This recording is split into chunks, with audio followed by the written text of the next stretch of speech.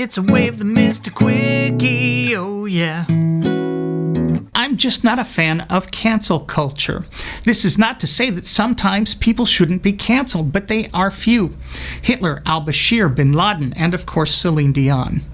The weapon, though, should be a sniper's rifle rather than a shotgun. And in many cases, if not most, the sniper's rifle and shotgun should be canceled as well. For the most part, human beings should not be canceled. That's my feeling anyway.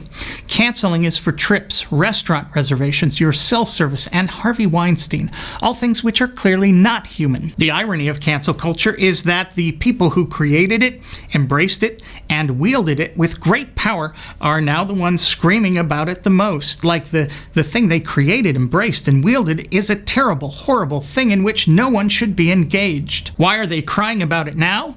Because opponents got their hands on the technology and things have evened out. It's the Rosenbergs all over again. The playing field has been leveled, and no one with such prior privilege ever wants to play the game when the odds aren't stacked in their favor as they've always been. The first person I really remember being canceled in a way big enough that it made an impact on me was Martin Scorsese. It didn't really work. He won an Oscar years later, a token for all the other Oscars he should have won but didn't. But Marty made a film in 1988 called The Last Temptation of Christ. It was a very personal project for Marty, which ruffled a lot of feathers in the Christian community.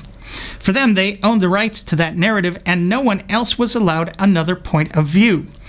So they boycotted, like they were ever going to go see the film in the first place. As I mentioned in one of my videos last month, cancel culture was created not by Christians, but by their God, who took cancel culture to entirely new heights no one here on planet Earth will ever achieve.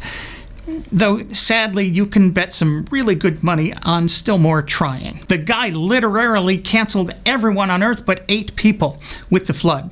He canceled everyone in Canaan, even the animals. And gentle Jesus, meek and mild, not to be confused with Gentile Jesus, sleek and wild, will cancel everyone who doesn't cancel everyone but him. Quote, "If any man come to me and hate not his father and mother and wife and children and brethren and sisters, yea, and his own life also, he cannot be my disciple." And if you're not his disciple, you go into the cancel pit, where Jesus will make the cancel culture of his daddy look like a shiatsu massage with a happy ending and a lollipop for the car ride home. The good news is, you ladies are off the hook.